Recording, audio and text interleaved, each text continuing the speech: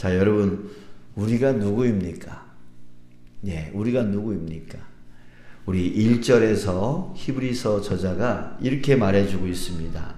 그러므로 함께 하늘의 부르심을 받은 거룩한 형제들아, 이렇게 불러주고 있어요. 우리가 누구냐면 하늘의 부르심을 받은 자들이에요. 하늘의 부르심. 우리 모두 하늘의 부르심을 받은 자들입니다. 예, 하나님께 부르심을 받아서 지금 이 자리에 있는 거예요. 하나님의 부르심을 받아서 구원받아서 하나님의 백성 되어진 거예요. 그게 바로 우리입니다. 그렇죠? 어렸을 때 그 기억이 납니다. 동네 친구들하고 막 놀고 있는데 엄마가 문 열고 원철아 밥 먹어 이런 소리 이제 불러주셨던 그 엄마의 그 목소리가 생생하게 지금도 들려오는데요. 여러분들 왜 부르죠? 엄마가 왜 불렀어요? 밥 먹으라고 그러죠. 그렇죠. 밥 먹으라고 불렀죠. 괜히 부른 거 아니잖아요. 그죠? 그러니까 부르는 것에는 반드시 목적이 있다는 얘기예요. 예. 그냥 쓸데없이 불러놓고서 그냥 불러보고 싶어서 불렀어. 그럼 승질나잖아요. 그러니까 목적이 반드시 있는 거예요. 목적이. 자, 그렇다면 여러분들 우리 생각해 봐야 됩니다. 왜 불렀죠? 하나님이 여러분 왜 부르셨어요? 여러분 이거를 알아야 돼요.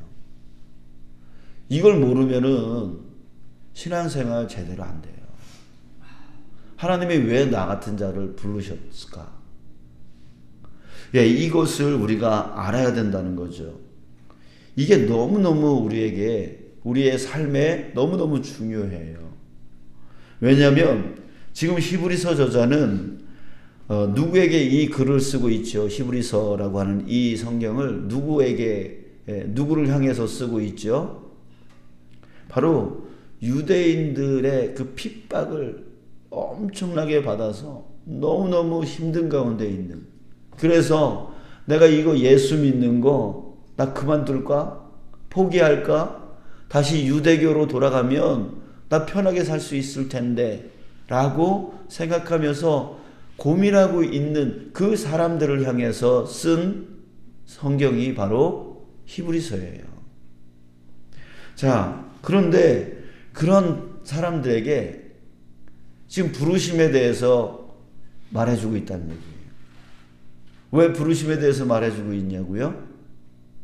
바로 이 부르심을 알 때에 그 고난을, 그 힘듦을 예수님 포기하고 싶은 그 마음을 다시 잡을 수 있기 때문에, 인내할 수 있기 때문에 그래요.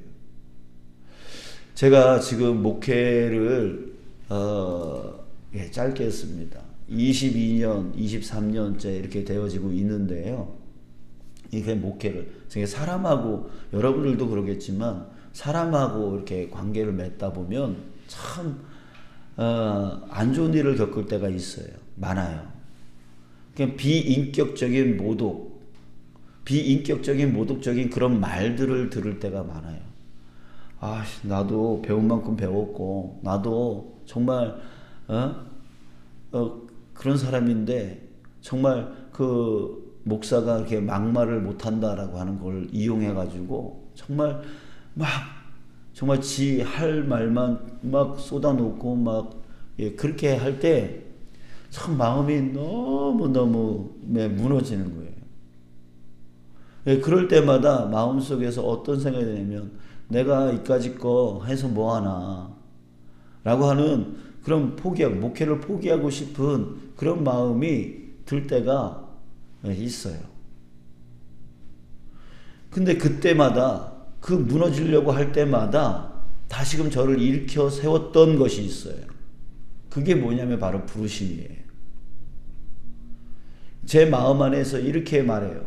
야, 네가 사람이 너를 세웠냐? 하나님이 너를 세웠지. 그러면서 하나님의 음성이 들리는 들려요. 뭐냐면 내가 너를 통해서 내 뜻을 이루리라. 내가 너를 통해서. 처음에 주님께서 저를 목회자로 부르실 때에 내가 너를 통해서 내 뜻을 이루리라 라고 하는 그 음성이 생생하게 들리는 거예요. 그럴 때 그래 맞아. 나를 여기 이렇게 세워주신 분은 사람이 아니라 하나님이시지. 하나님 때문에 이 길을 가는 거지 라고 하면서 다시 마음을 잡고 또 인내하면서 또 지나가요. 극복해 나가요. 여러분 부르심이라고 하는 것은 바로 이런 힘이 있습니다. 인내하게 하는 힘이 있는 거예요. 여러분들도 저와 같이 하나님의 부르심을 받아서 구원받으신 분이에요. 하나님의 백성 되어지셨어요. 그리고 지금 하나님의 부르심에 따라 지금 장로로 세워져 있고 권사로 세워져 있고 집사로 세워져 있어요. 그렇잖아요?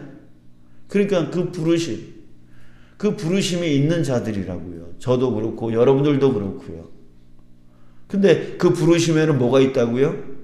반드시 목적이 따른다고요. 목적이 있다고요. 왜 나를 불러주셨을까? 왜 나를 구원해 주셨을까? 왜 나를 이 장로의 자리로, 왜 나를 이 권사의 자리로, 왜 나를 이 집사의 자리로 세워주셨을까? 왜 나를 이 주문진 교회라고 하는 이 교회로 불러주셨을까? 여러분 이것에 대해서 알아야 된다고요. 어떻게 알아야 될까요? 어떻게 알 수 있을까요? 1절 끝에 뭐라고 합니까? 예수를 깊이 생각하라. 예수를 깊이 생각하라. 여러분 우리에게 이것이 필요한 거예요. 나의 부르심을 알려면 예수님을 깊이 생각해 볼 수 있어야 되는 거예요. 맨날 신앙생활을 한다고 쫓아다니기만 해요. 쫓아다니기만 하고 예배 참석하는 것이 전부인 것으로만 생각해요. 그게 아니라 내가 왜 예수를 믿고 있는지 깊이 생각하고 예수님이 누구이신지 깊이 생각해 보라는 거예요. 그 안에서 뭐가 알게 되어지냐면 부르심을 알게 되어지는 거예요. 예수님을 여기서 뭐라고 표현하고 있냐면 믿는 도리의 사도이시며 대제사장이신 예수를 깊이 생각하라. 예수님이 사도이시며 대제사장인 것을 깊이 생각해 보래요. 사도가 뭐예요? 하나님의 보내심을 받은 자가 사도예요. 그러니까 어떤 정말 의무가 주어진 자, 하나님의 뜻을 위해서 보내심을 받은 자. 예수님은요 자신의 목적 때문에 이 땅 가운데 오신 것이 아니라 하나님의 목적, 하나님의 뜻을 이루기 위해서 이 땅 가운데 오신 분이에요. 그러니까 그 높고 높은 자리를 이 낮은 자리로 내려오신 거죠. 여러분 그걸 한번 생각해 보세요. 예수님이 나를 구원하기 위해서 그 높은 자리에서 이 낮고 낮은 자리로 내려오셨어요. 그런데 우리는 자꾸만 어떻게 하려고 그래요? 역으로 낮은 자리에서 높은 자리로 올라가려고 한다는 건지. 예수를 깊이 생각해 보면 예수님이 어떤 분이신지, 보내심을 받은 자로서 그 의무를 다 하려고 자신의 생명까지도 아끼지 아니하셨던 분이라는 거죠. 그랬을 때 나에게 깨달아져야 돼. 내가 더 낮아져야 되겠구나. 이것이 우리로 하여금 견디게 하고 인내하게 한다라고 하는 것이죠. 또한 대제사장인 것을 깊이 생각해 보시오. 대제사장은 어떤 자입니까? 하나님과 사람 사이에 중재자 역할을 하는 게 바로 대제사장의 역할입니다. 항상 하나님과 나와의 다리 역할을 해주시는 분이 바로 예수님이시라는 거죠. 그 예수님을 바라볼 때에 여러분들 예수님이 다리가 되어주셔서 내가 지금 구원받은 거잖아요. 그랬을 때 내 삶의 목적이 보이는 거예요. 나도 저 사람들과 하나님의 다리가 되어줘야 되겠구나. 이 사명이 생기게 되어지는 거예요. 예수님을 깊이 생각해 볼 때, 예수님을 깊이 생각해 볼 때 내가 뭘 해야 되는지, 왜 나를 이 목사의 자리로, 장로의 자리로, 권사의 자리로, 집사의 자리로, 왜 이런 직분의 자리로 주님께서 세워주셨는지 그 부르심을 알게 되어진다라고 하는 거죠. 근데 그 부르심 때문에 내가 그만두고 싶어도 그만둘 수가 없게 되어지고, 또한 내가 쉬고 싶어도 편안한 길로 가고 싶어도 예수님 때문에 내가 편안한 길을 택하기보다는 정말 사명의 길로 택하게 되어지는 거예요. 사랑하는 여러분, 저와 여러분들은 하나님의 부르심을 받은 자인 것을 오늘 이 시간에 깨닫기를 주님의 이름으로 축복합니다. 그래서 그 부르심을 다시 한번 생각하시고, 내가 혹 주님께서 이 자리로 불러주셨는데 혹 내가 나태함 가운데 게으름 가운데 있지는 않나, 여러분들 다시 한번 생각해 보시길 바랍니다. 그래서 다시 한번 힘을 내서 우리 표대를 향하여, 다윗이 표대를 향하여 달려간다라고 말했는데, 그는 죽을 때까지 80이 넘는 그 나이 죽을 때까지 결코 게으르게 나태하게 살지 않았어요. 매일매일 달려가는 삶을 살아갔어요. 여러분들, 우리도 표대를 향하여 바로 예수 그리스도를 바라보면서 달려나갈 수 있는 편한 길로 나가는 것이 아니라 정말 주님이 나를 불러주신 그 부르심의 그 목적을 향하여 달려나갈 수 있는 저와 여러분들 되어지길 주님의 이름으로 축복합니다. 아멘. 그리고 또한 맡겨주신 그 사명을 절대로 포기하지 마시고 놓지 마시고 인내하면서 예수님을 따라 정말 주님이 재림하시는 그날까지, 이 생명 다하는 그날까지 뛰어갈 수 있는 저와 여러분들 되어지길 주님의 이름으로 축복합니다. 아멘.